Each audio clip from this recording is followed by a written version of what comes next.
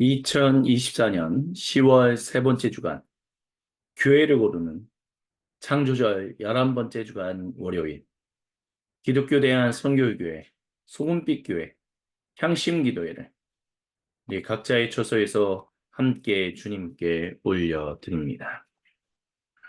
이 시간 주님의 얼굴을 간절히 사모하며 주님과 생명의 교제를 나누기 위하여 세상에 산산이 흩어졌던 마음의 조각들을 하나로 모아 우리 주님께로 올려드리며 함께 기도하시겠습니다.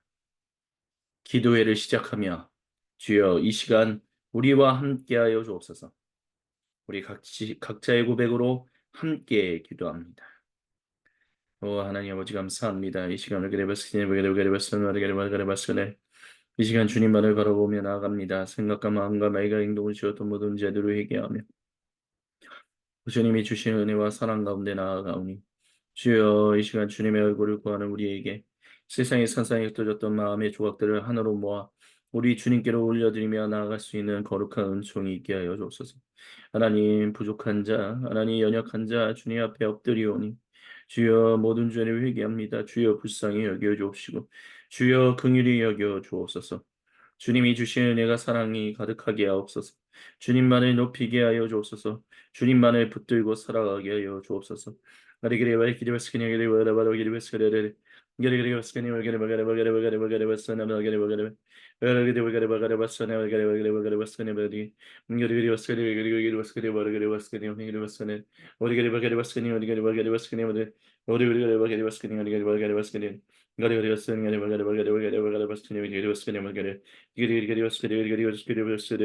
지어 도와주시고 함께 해주시고 인도하여 주시옵소서.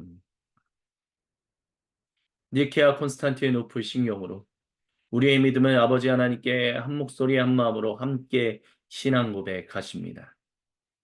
우리는 하늘과 땅을 지으시고 보이는 것이나 보이지 않는 모든 것을 지으신 아버지이신 한 분이신 하나님을 믿습니다. 우리는 한 분이신 주 그리스도 예수님을 믿습니다. 그는 하나님의 독생자이시며 모든 세상이 있기 전에 하나님에게서 나셨으며 하나님으로부터 나온 빛이시요 참 하나님으로부터 나온 하나님이십니다. 그리스도 예수님은 하나님에게서 나셨으나 지으심을 받지 않으셨으며 모든 것을 지으신 아버지와 한 본체를 가지신 분이십니다. 그리스도 예수님은 우리 인류와 온 세상의 구원을 위하여 하늘에서 내려오셨고 성령 하나님에 의하여 동정녀 마리아로부터 몸을 입으시고 사람이 되사 우리 인류와 온 세상을 위하여 본디오 빌라도에 의하여 십자가에 달리셨습니다. 그리스도 예수님은 고난을 당하시고 무덤에 묻히셨다가 성경 말씀대로 사흘 만에 부활하셨습니다. 그리스도 예수님은 하늘에 들어가사 아버지 하나님의 우편에 앉아 계시다가 영광 중에 다시 오셔서 산 사람들과 죽은 사람들을 모두 심판하실 것입니다. 그리스도 예수님의 나라는 영원 무궁할 것입니다. 우리는 주님이시며 생명의 공급자 되시는 성령님을 믿습니다. 그는 아버지와 아들로부터 나오셨고 아버지 아들과 함께 예배와 영광을 받으셨습니다. 이 성령님은 예언자들을 통하여 말씀하셨습니다. 우리는 또한 하나요 거룩하고 보편적이며 사도적인 교회를 믿습니다. 우리는 죄를 용서해 주는 한 번의 세례만을 인정하며 죽은 자들의 부활과 장차 임할 영원한 하나님 나라에서의 삶을 소망합니다. 아멘. 주님의 이름을 경배하며 찬양합니다. 창조의 아버지 그 섭리 보이사 택하신 세대 일으키여 이 땅을 고치소서 주의 크신 능력 만물이 사모하니 성령의 기름 부어 우사 이 시간 임하소서. 열방의 통치자 세상이 보리라. 신실한 주의 약속으로 교회는 승리하리. 우릴 돌아보사 강건케 하소서. 연약한 모두 벗어지고 승리케 하옵소서. 주 영광 여기 임하사 열방향의 급이 비추소서. 주의 얼굴 구할 때 주의 향기 머무소서. 열방의 통치자 세상이 보리라. 신실한 주의 약속으로 교회는 승리하리. 우릴 돌아보사 강건케 하소서. 연약한 모두 벗어지고 승리케 하옵소서. 주 영광 여기 임하사 열방향의 급이 비추소서. 주의 얼굴 구할 때 주의 향기 머무소서. 주 영광 여기 임하사 열방향의 급이 비추소서. 주의 얼굴 구할 때 주의 향기 머무소서.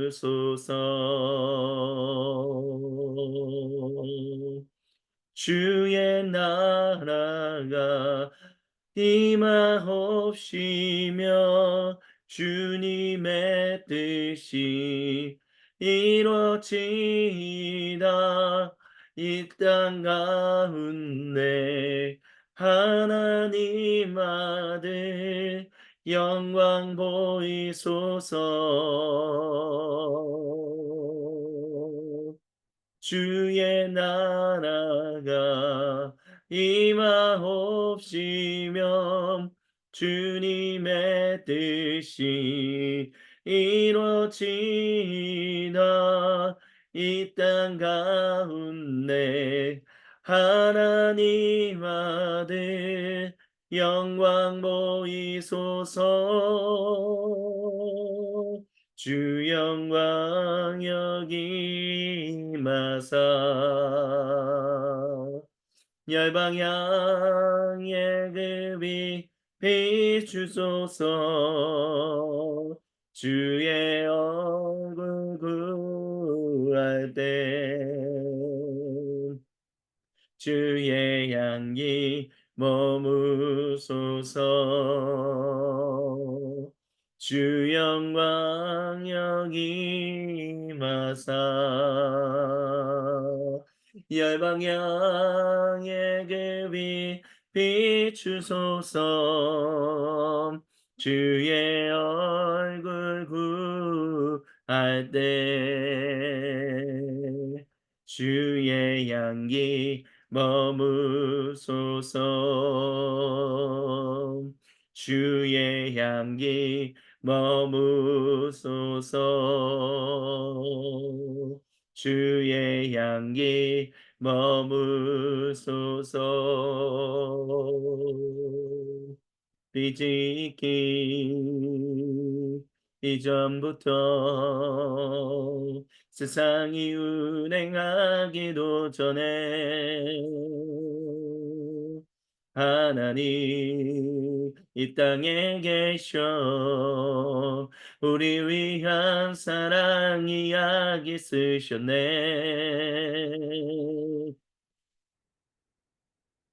주가 주신 경이로움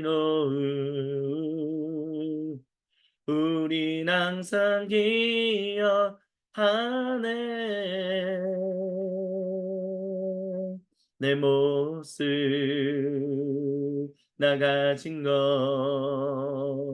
모두 주가 주신 선물이네. 새 생명 내 눈을 열어서 주님의 영광과 위엄을 보겠네. 주가 주신 영이로움 우린 항상 기억하네. 주를 예배하기 위해 우린 지음 받았네. 주님 우리 자유케 했네. 주님께 기쁘게 엎드려 순종하며 주 믿을 때 우리는 오리라. 주를 사랑하기 위해 우린 지음 받았네. 주님 우리 자유케 했네. 주님께 기쁘게 엎드려 순종하며 주 믿을 때 우리는 오리라. 마귀도 소리쳐 하늘도 노래해 주님의 음성 들을 때 온 열방들 노래해 모두 무릎 꿇고 주님께 찬양 드려. 바위도 소리쳐 하늘도 노래해 주님의 음성 들을 때 온 열방들 노래해 모두 무릎 꿇고 주님께 찬양 드려.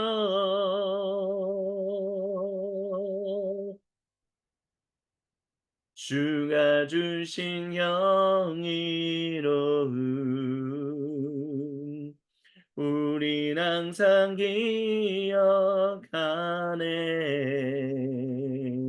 주가 주신 영이로움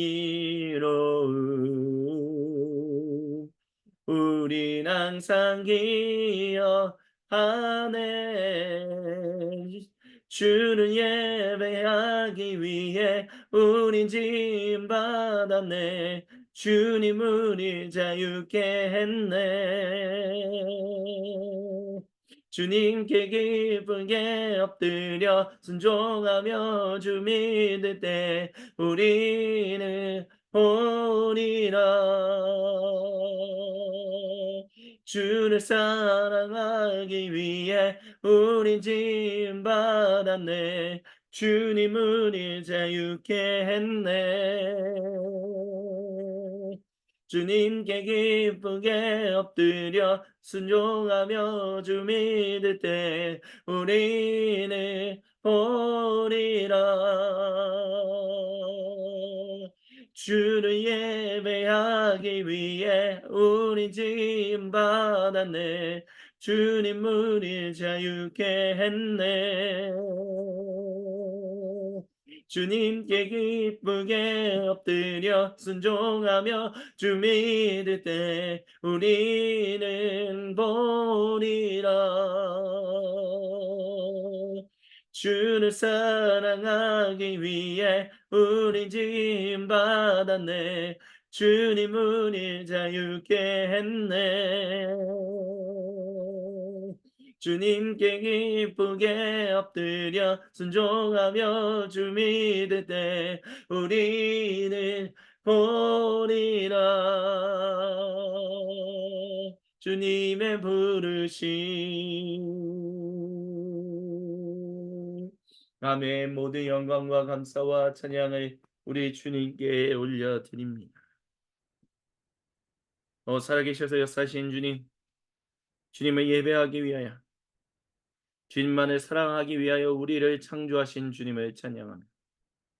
온 세상, 온 창조 세계를 지으신 주님의 이름을 경배합니다.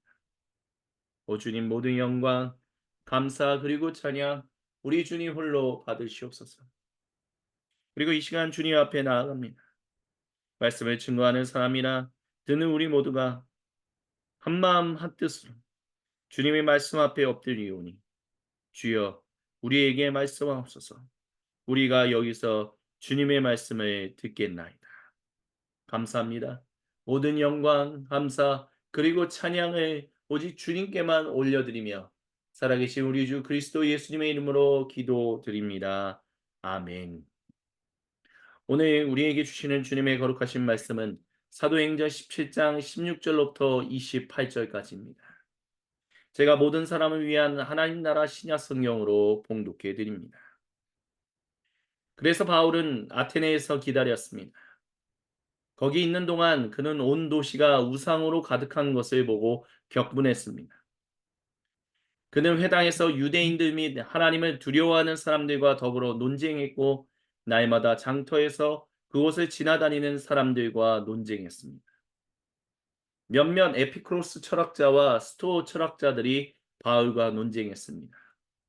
몇몇 사람이 이 말 많은 사람이 도대체 무슨 소리를 하는가 하고 말했습니다. 다른 사람들은 외국의 신들을 선전하는 것 같다고 주장했습니다. 바울이 예수님과 아나스타시스를 전했기 때문입니다. 아나스타시스는 부활이라는 뜻입니다. 그래서 그들은 바울을 아레오바고로 데려갔습니다. 그들이 말했습니다. 당신이 말하는 이 새로운 가르침이 진정 무엇인지 우리가 알 수 있을까요? 당신은 매우 생소한 사상을 우리에게 소개하고 있군요. 우리는 도대체 그것이 무슨 의미인지 알고 싶습니다. 모든 아테네 사람과 거기에 사는 외국인들은 그저 최신의 별난 것을 말하고 듣는 일로만 시간을 보냈습니다.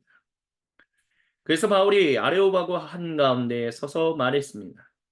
아테네 사람들이여, 제가 보니 여러분은 모든 면에서 극도로 종교적인 사람들입니다. 저는 다니면서 여러분이 예배 대상으로 세운 것들을 살펴보았는데 한 제단에 알지 못하는 신에게라고 새겨 있는 것도 보았습니다. 자, 저는 여러분이 알지 못하고 예배하는 그 대상을 말해 주려고 이곳에 왔습니다.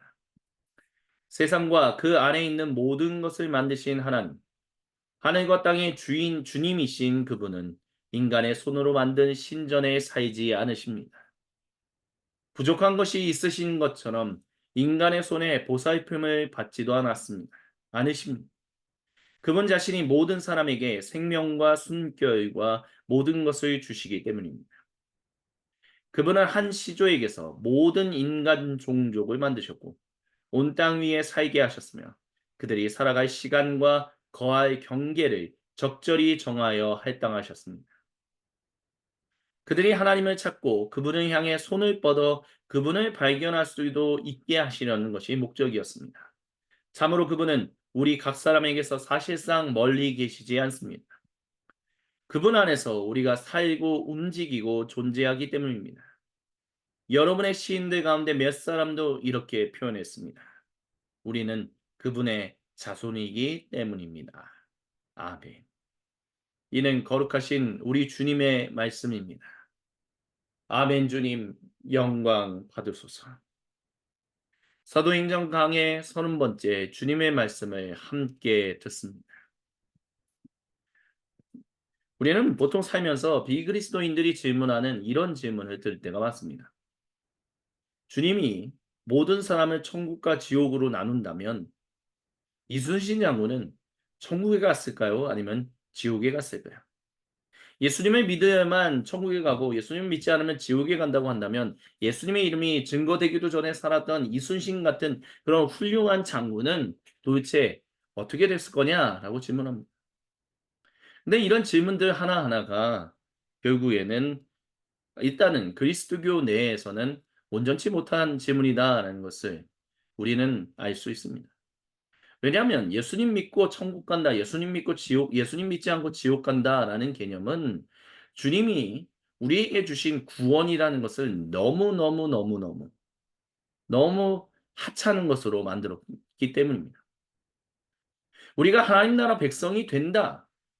우리가 하나님 나라, 그 하나님 나라에서 주님과 함께 더불어 살아간다라는 것과 우리가 죽어서 천국 간다라는 것은 매우 큰 차이가 있다라는 것을 주님의 말씀을 온전히 알고 있는 분들이라면 잘 알고 있습니다. 예수님 믿는다면 천국 간다라는 것이 아니라 예수님의 전적인 은혜로 말미암아 우리가 세상을 창조하신 하나님을 알고 그 하나님 나라 백성으로서 온전히 살아가게 한다라는 것이죠. 그래서 사도 바울은 그 모든 경계를 정했다. 시간과 경계를 지으신 분이다라고 얘기하고 있습니다. 할당하셨다라고 하죠. 하나님을 찾고 그분을 향해 손을 뻗어 그분을 발견할 수도 있게 하기 위함이다라는 것이죠.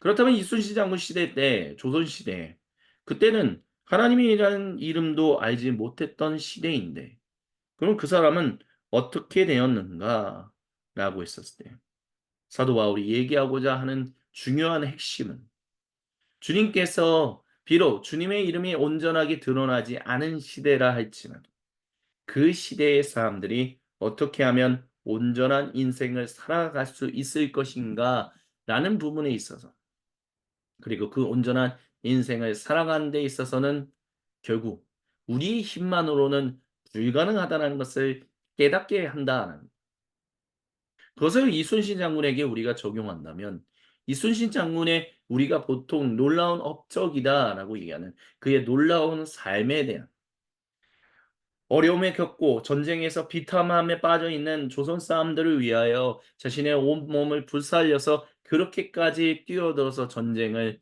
참여했던 지휘해야 했던 그의 마음은 결국에는 온전한 사람으로서 함께 더불어 살아가는 것이 무엇인지를 알고 있었던 사람이다라는 그렇다면 그 사람은 적어도 주님의 이름이 증거되지 않았던 시대라 할지라도 그는 진실한 사람다운 삶, 진정한 인간으로서의 삶이 무엇인지를 알았기 때문에 우리 크신 은혜의 주님께서 그를 만나셨을 때, 이순신 장군을 만나셨을 때 오히려 그가 이순신 장군을 아니 하나님 만나고 회심할 수도 있다라는 그런 가능성도 있다라는 것을 기독교는 그리스도교는 아마 이야기할 수 있어야 할 것입니다. 이전 시대에 살았으니까 우리는 모른다. 예, 정확하게 말하면 모른다라고 대답하는 것이 더 맞겠죠. 하지만 하나님 나라의 백성이 된다라는 것. 우리의 힘만으로 그 하나님 나라 백성, 즉 온전한 인간으로서 살아가는 것이 너무나도 힘든 것이라는 것을 안다라고 한다면 그런 것들을 알았던 사람들.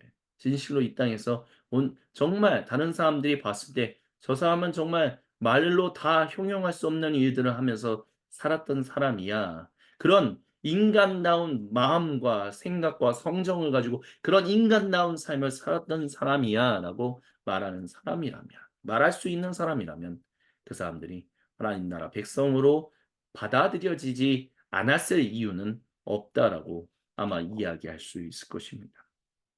그러면 아마 누군가는 저에게 그렇게 비판하겠죠. 예수님을 믿어야만 구원을 받는데 예수님 믿지도 않고 구원을 받을 수 있다라는 얘기입니다. 그럼 반대로 아마 사도 바울은 이렇게 반문할 것입니다. 도대체 당시 말하는 하나님 나라 백성이 된다라는 것은 무엇입니까? 사도 바울은 여러분의 시인 가운데, 즉 그리스 사람들의 시인들 가운데 몇 사람도 이렇게 표현했다라고 말합니다. 우리는 그분의 자손이기 때문이다. 그래서 초대교회부터 지나서 고대교회에 있었던 그 뭐 순교자 유스티누스라든지 그리스도교를 변증했던 사람들은 이와 같은 이미 고대 그리스 철학 안에 예수님에 대한 이야기가 이미 들어가 있었다라고 자신 있게 그리고 강력하게 주장하는 분들이 있었습니다. 그래서 플라톤이 이야기했던 데미우르고스라든지 뭐 이런 것들, 로고스라고 얘기하는 중기 플라톤 철학에서 얘기하는 이런 것들도 결국에는 하나님께서 미리 얘기하셨던, 미리 고대 그리스 철학을 통해서 예비해 놓으셨던 주, 주님의 복음을 온전히 알게 하는 그 프로세스, 그 과정 가운데 하나였다라고 얘기한다는 거죠. 그러니까 결국에는 사도 바울이 여러분의 시인들 가운데 몇 사람이 이렇게 표현했다라는 것. 이 표현은 그들이 그렇게 표현한 것이 적어도 그들이 그것을 당장은 몰랐을지라도 하나님이 그들에게 깨닫게 하셔서 우리는 그분의 자손이다 표현하게 되었고 그런 사도 바울이라면 결국 이 시인들이 비록 하나님이 누구신지에 대해서 분명하게 알지 못하고 숨을 거뒀다 할지라도 그들이 하나님의 앞에 간다면 진실로 세상을 창조하시고 세상을 구속하시고 계신 분과 얼굴과 얼굴을 마주보며 생명의 교제를 나누는 그곳에 가 있다면 그곳에 그들은 분명히 하나님 나라 백성이 되었을 것이다라고 아마 그렇게 이야기할 것입니다. 예수님 믿으면 천국 간다. 그러니까 복음은 예수 첨단 불신 지옥이라고 말하는 그런 너무나도 단순하게 만들어 놓은 핵의학 정도로 단순하게 만드는 그 복음의 선포는 결국 주님이 우리에게 그리고 초대교회가 그렇도록 증거했던 그 놀라운 복음을 이상하게 너무 아무것도 아닌 것처럼 값싼 것처럼 만들어 버리는 오류를 범하고 있다라는 것입니다. 그렇기 때문에 주님께서 사랑하시는 모든 형제자매 여러분, 주님께서 첫 번째로 저와 여러분 우리 모두에게 말씀하십니다. 너희는 잊지 마라. 구원이라는 것이 무엇인지를. 너희가 구속받았다라는 것이 무엇이 너희가 하나님 나라 백성이 되었다라고 말하는 것이 무엇인지를 잊지 말라라고 우리 주님은 분명하게 선언하십니다. 우리는 그것을 끊임없이 고민하고 분별하면서 살아가는 하나님 나라 백성이 되어야 할 것입니다. 사도 바울이 아레오바고라는 곳에서 주님의 복음을 증거했습니다. 이곳에 지난 시간에 제가 잠시 잘못 전했던 것을 한 가지 정정한다면 여기 아테네에도 유대교 회당이 있었다라고 이야기합니다. 그래서 이 유대인 회당에 있는 사람들하고 대화하고 장터에서도 얘기를 나눴다라고 하는데 적어도 아테네라는 곳에서는 유대인들이 굉장히 주류를 형성하고 있지는 않았던 것 같습니다. 그렇기 때문에 오히려 그리스 철학자들과 함께 더 많은 대화를 나눴던 것 같습니다. 유대인들은 그렇게 등장하지 않아요. 그래서 이 사람들이 도대체 이 사람이 이 말 많은 사람이 무슨 소리를 하는가라고 합니다. 여기서 주님께서 저와 여러분 우리에게 주시는 두 번째 은총이 있습니다. 말 많은 사람이. 사도 바울이 어떠한 마음으로 지금 어떠한 상황으로 여기까지 내려왔습니까? 쫓기고 쫓겨서 여기까지 아테네까지 급하게 피신한 상황 가운데 있었습니다. 사도 바울만 도망쳐 온 상황이었고 사도 바울과 함께하는 일행이 아무도 없었던 때입니다. 근데 이 사도 바울이 혼자 아테네에서 기다리면서 온 도시를 돌아보면서 이 너무나도 안타까운 모습에 다른 유대교 회당이라든지 아니면 그리스 그들의 모든 것 가운데 만신전 만 가지 신들이 있는 그 신전을 보고 그것이 아니다라는 주님이 주시는 감동이 있기에 주님이 주시는 복음에 대한 선언에 대한 열정이 있기에 그는 계속해서 말을 하고 다녔다는 겁니다. 사람들과 대하면서 정말 하나님이 정말 예수님을 증거하기 위하여 또 고대 그리스 사람들을 위해서 주님의 말씀을 증거하는 일들을 행했다라는 것입니다. 이때나 지금이나 주 1세기 아테네나 지금이나 물론 주 1세기 아테네가 고대 그리스 신화에 굉장히 주도적인 역할을 하고 있는 철학 발상지긴 하지만 21세기 2024년 아테네는 고대 그리스에서 그렇게 별로 평가받는 그런 놀라운 유적지라든지 놀라운 도시가 전혀 아닙니다. 그리고 주 1세기도 그와 비슷한 상황 가운데 놓여 있었다라고 얘기할 수 있어요. 고대의 영광, 몇백 년 전에 가지고 있었던 그 영광을 굉장히 많이 잃어버린, 물론 부자는 망해도 3년을 간다라고 이야기는 하지만 과거에 가지고 있었던 영광에 비추어 본다면 하찮아 보이는 그런 영광을 가지고 있었던 사람들입니다. 하지만 그들은 그들 스스로 우리가 철학의 발상지, 고대 그리스 철학의 발상지라는 분명한 인식을 가지고 있었기 때문에 이들은 이 만신전, 만 가지 신을 가지고 섬기는 그 신전을 가지고 있는 것을 매우 자랑스럽게 여기고 있었던 사람입니다. 근데 그것에 대해서 그렇지 않다, 우리가 새로운 정말 온전한 것을 바로 알아야 한다라고 얘기하는 이 사람이 나타나니, 즉 사도 바울이 나타나니 고대 그리스 사람들이 말 많은 사람이다라고 얘기했다는 것입니다.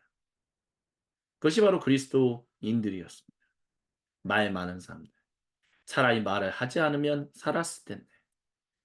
그 로마 제국의 총 10번의 박해가 일어나는 동안 많은 사람들이 그리스도인들을 향하여 너희가 예수님을 부인하기만 한다면 너희가 살 수 있어. 예수님을 하나님의 아들이라고 얘기하는 것만 부인한다면 너희는 살 수 있어라고 얘기했지만 그들은 침묵을 선택하거나 아니면 그 말에 동조하거나 하는 게 아니라 오히려 더 아닙니다. 예수님만이 하나님의 아들이에요. 저 여러분 확실하게 알아야 합니다라고 하면서 복음을 증거했고 그렇게 해서 결국 그 말이 많았던 것 때문에 순교당하는 일들이 있었습니다. 근데 그 말이 많다라는 거. 그만큼 복음을 증거하기 위하여 열심을 다한다라는 것. 어디 있든 주님의 그 살아계심과 주님의 그 생명을 증거하는 데 있어서 온 힘을 다하여 뛰어들었던 초대교회와 고대교회의 사람들. 그것이 우리의 모습이 되어야 한다라고 주님은 저와 여러분 우리 모두에게 말씀하십니다. 때를 얻든지 못 얻든지 너희는 이야기하라. 그 복음을 말하라. 그 복음을 증거하라. 주님은 우리에게 말씀하십니다. 그래서 이 사람들이 이 사도 바울이 외국의 신들을 선전하는 것 같다라고 주장했다라고요. 그래서 예수님과 아나스타시스를 전했다라고요. 근데 아나스타시스라는 말 자체가 톰 라이트 목사님이, 앤트 라이트 목사님이 얘기하는 것처럼 그의 신약 성경과 그리스도교의 기원이라는 책에서 그 3권의 하나님 아들의 부활이라는 책이 있거든요. 근데 부활에 대한 정말 방대한 그때 당시에 뭐 고대 그리스라든지 유대교라든지 그들이 이해하고 있었던 그것에 대해서 여러 가지 이야기들 그거를 총집합해서 부활에 대한 얘기를 해요. 근데 그만큼 부활이라는 주제가 굉장히 중요했습니다. 왜냐하면 고대 그리스인들에게 있어서 부활이라는 개념 자체는 결국 하데스로 내려가 아내를 구하기 위하여 아래로 내려 하데스까지 내려가서 아내를 데리고 올라왔던 그 고대 그리스 철학의 그 신화의 한 이야기에만 나와 있는 그런 이야기였기 때문에 그렇습니다. 그러니까 고대 그리스 사람들에게 있어서 아나스타시스, 즉 부활이라는 말은 결국에는 그들이 그때 당시에 왜 봄이 되면 꽃이 피고 곡물이 자랄 수 있고 가을이면 그럴 수 없다라고 하는 그런 모든 것들이 바로 이렇게 지옥까지 명계까지 내려갔다가 올라오다가 아내가 도로 간 그 어떤 일련의 사건을 통해서 그러니까 아나스타시스라는 말, 즉 부활이라는 것 자체를 고대 그리스 신학에서 설화 신화에서 어떤 인물과 관련해서 신화적인 인물과 관련해서 연결해서 얘기하는 것이었기 때문에 그러니까 이 고대 그리스 사람들은 외국의 신들을 선전하는 것 같다라고 얘기했다는 즉 그들이 이해하고 있는 아나스타 즉 부활이라는 것을 어떤 신화적인 인물로 이해하고 있었던 그 부활을 얘기하고 있기 때문에 또 예수님이라는 분을 얘기하고 있기 때문에 그런 어떤 신들에 대해서 얘기하는 것 같다라고 했다는 거죠. 하지만 중요한 것은 고대 그리스 사람들 그 어느 누구라도 이건 신화적인 이야기지 실제로 사람이 부활할 수 있다라고 인식하는 사람들은 사실 고대 그리스 사회에서 그리 많지 않았다라는 것을 우리는 기억해야만 합니다. 그러니까 그냥 신화적인 이야기에서 나오는 어떤 신에 대한 얘기구나라고 얘기했다는 거예요. 그러니까 가십이라는 거예요. 그래서 당신들이 그래서 그들이 말했다라고 하잖아요. 당신이 말하는 이 새로운 가르침이 진정 무엇인지 우리가 알 수 있기 원합니다. 당신은 매우 생소한 사상을 우리에게 소개하고 있다. 그러면서 거룩한 누가가 모든 아테네 사람과 거기에 사는 외국인들을 그저 최신의 별난 것을 말하고 듣는 일로만 시간을 보냈다라고 얘기를 해요. 그러니까 신화적인 얘기를 주고받는 것 정도만 좋아하지 그 이상의 나의 실제적인 삶과 연관하는 그런 것들 그게 부활과 직접적인 관련이 있다? 그런 식의 그러니까 부활이라는 개념이 완전히 생소했다는 것이 아니라 부활이라는 것 자체를 실화적인 어떤 인물로만 일어나는 그런 신화적인 사건으로만 이해하고 있었을 뿐이지 실제로 사람이 부활하게 된다라는 식의 관점은 그리 크게 가지고 있지 않았었다는 것입니다. 근데 사도 바울이 예수님이 부활하셨다. 이 세상에서 사셨던 그 인간이 실제로 죽으셨다가 부활하시고 그래서 그분이 하나님의 아들이시다라는 것이 분명하게 드러났다라는 것을 얘기했다는 것입니다. 이것을 통해서 세 번째로 주님께서 저와 여러분 우리 모두에게 말씀하고자 하시는 중요한 핵심은 바로 예수님의 부활이 바로 하나님이 그 예수님이 하나님의 유일하신 아들이다라는 것을 드러내는 분명한 증거 사건이 되었다라는 것입니다. 여러분은 도대체 부활에 대해서 어떻게 생각하며 살아가고 계십니까? 부활에 대해서 그냥 죽으면 천국에 가 있다가 공중 재림하게 되면 거기 같이 임해서 거기서 천국 잔치하다가 마침내 지상 재림하게 된다라는 그런 식의 어떤 일련의 과정으로만 부활을 기억하고 계십니까? 네, 사도 바울은 이 부활이라는 것 자체는 바로 진정한 하나님이 여러분에게 나타났다는. 왜냐하면 고대 그리스 사람들도 고대 그리스 신화를 알고 있기 때문에 그 그리스에 있는 신화의 그 신들이 인간의 모습으로 나와 이 땅에 와서 뭐 여러 가지 일들을 했다는 정도는 알고 있었거든요. 근데 중요한 거는 그 신들이 했던 일들의 거의 대부분은 결국에는 자기들의 유의를 위한 어떤 그런 것이고 뭐 프로메테우스 같은 그런 반신반인 정도 데미우르고스라고 얘기할 수 있겠죠. 그런 사람들 정도만 그런 사람들 정도만 우리를 위해서 불을 주었구나. 뭐 이런 식으로만 생각한다는 것이죠. 그러니까 중요한 건요. 아나스타시시스라고 말하는 때 고대 그리스 사람들은 이 사람을 예수님의 반신반인이구나. 인간하고는 좀 다른. 그러니까 우리가 이해했을 때 헤라클레스 같은 사람이구나라고 인식했다는 것입니다. 하지만 사도 바울은 예수님은 헤라클레스와 같은 그런 신의 모습도 있고 인간의 모습도 반반 섞여 있는 그런 존재가 아닌 진시로 온전한 하나님이었고 동시에 온전한 사람이었다는 것을 강조하는 거죠. 그래서 그리스도 신화에서 얘기하는 요런 식의 관점. 그래서 우리가 그리스도 철학을 사실은 이 본문을 통해서 우리가 좀 더 많이 알면 알수록 사도 바울이 이야기했던 이 이야기를 더 분명하게 우리가 더 생생하게 생동감 있게 받아들일 수 있다라고 얘기할 수 있을 것입니다. 그래서 주님이 저와 여러분 우리 모두에게 말씀하고자 하시는 또 다른 은혜는 무엇이냐면 고대 그리스 철학을 이왕이면 잘 알 수 있어야 한다라는 것입니다. 엥? 갑자기 무슨 고대 그리스. 근데 그들이가 이해하고 있어. 우리는 우리나라 사람들만큼 고대 그리스 신화를 잘 알고 있는 사람들이 없다라고 하거든요. 그만큼 우리는 신화에 대한 이야기를 굉장히 관심 있게 보는 사람들입니다. 그래서 그 신화에 나오는 반신만인. 우리나라에도 그런 뭐 삼국 설화와 관련한 신화와 관련한 여러 이야기들이 있죠. 환웅에 대한 이야기, 환인과 환웅의 관계. 너는 박격거세가 어떻게 태어났고 뭐 이런 식의 다양한 이야기들. 근데 그런 모든 것들이 반신반인. 인간이긴 하지만 인간하고는 완전히 다른. 그러니까 이 신적인 모습이 있으니까. 근데 사도 바울은 그 고대 그리스 신화들도 신들을 뭐 프로메테우스나 이런 사람들 그렇게 생각했다는 거죠. 하지만 예수님 사도 바울은 예수님은 그런 뭐가 이렇게 섞여 있는 존재가 아닌 완전한 인간이었고 완전한 하나님이셨다는 것을 드러냈다는 것을 강조. 그런 차이점들이 있다는 것을 안다면 사도 바울이 하는 이 이야기가 얼마나 큰 도전이었는가라는 것을 우리가 알 수 있을 것입니다. 그렇기 때문에 주님은 저와 여러분 우리 모두가 그 고대 그리스의 신화나 철학을 아는 것이 성경을 아는 데 있어서 즉 제2성전 시대를 살았던 초대교회의 이야기를 아는 데 있어서 큰 도움이 된다라고 말씀하신다라는 것입니다. 이 본문은 그래서 굉장히 여러 가지 다양한 이야기들을 우리에게 전해 줍니다. 그래서 마지막으로 이 본문을 통해서 주님이 저와 여러분 우리 모두에게 말씀하고자 하시는 것은 알지 못하는 신에게까지 여러분이 섬기지만 그만큼 종교심이 있는 사람들이지만 그래서 여러분에게 그것을 알게끔 하기 위하여 주님이 여러분에게 종교심을 주었지만 이제는 분명한 것을 알아야 할 때입니다.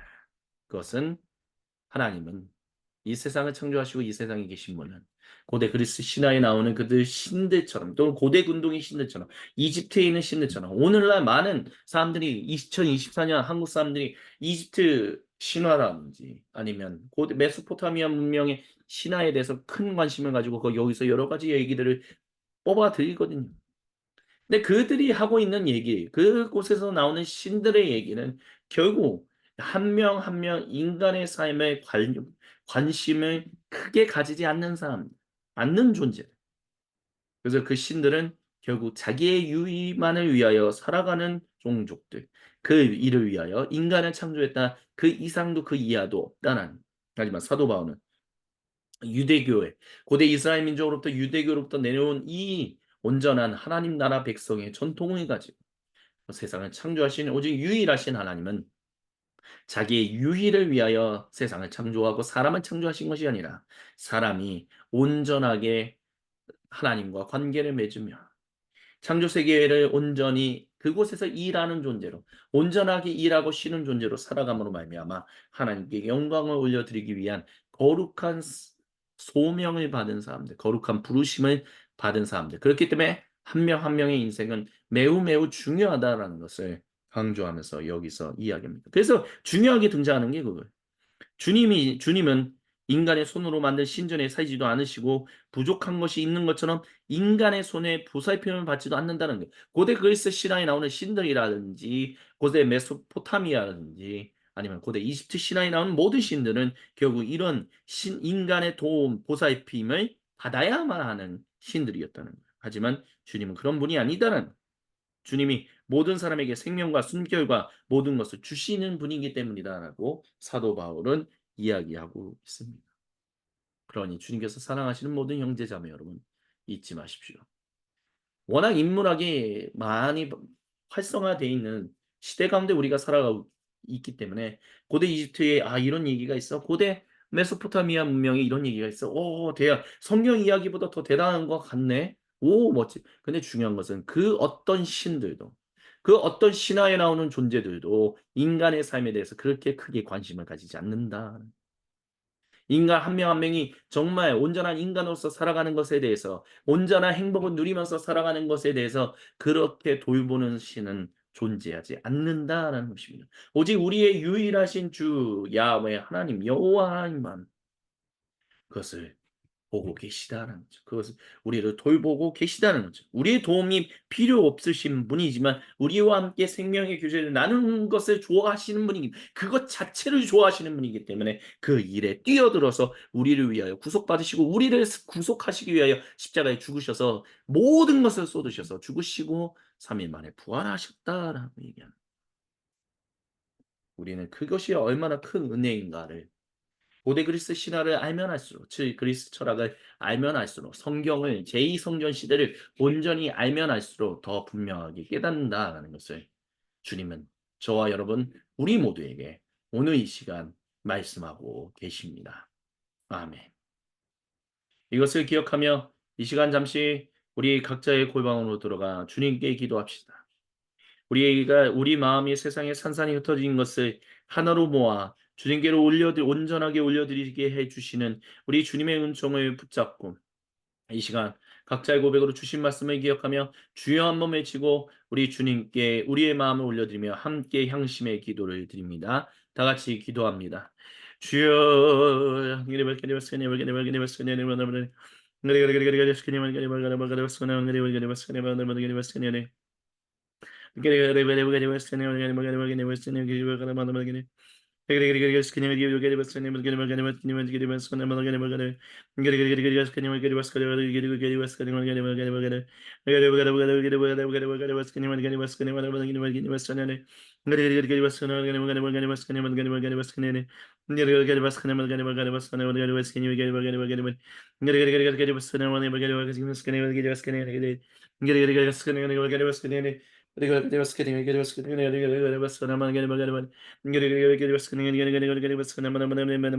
아버지 주여 주여 주여 주여 주여 주여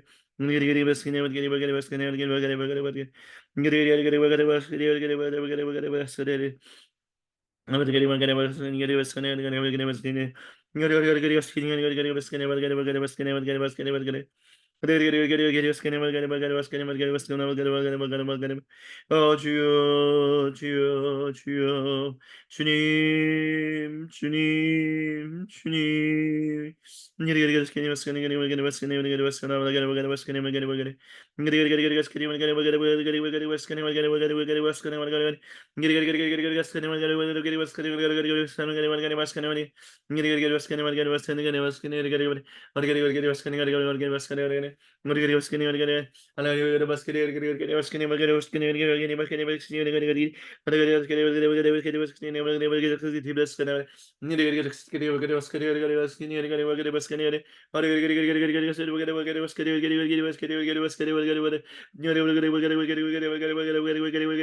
주여 영혼과 육체 제 존재를 온전히 인도하여 주셔서 주님과 함께 생명의 교제를 나누며 살아가는 데 부족함이 없도록 주여 들어주시고 역사해 주시고 함께하여 주시옵소서.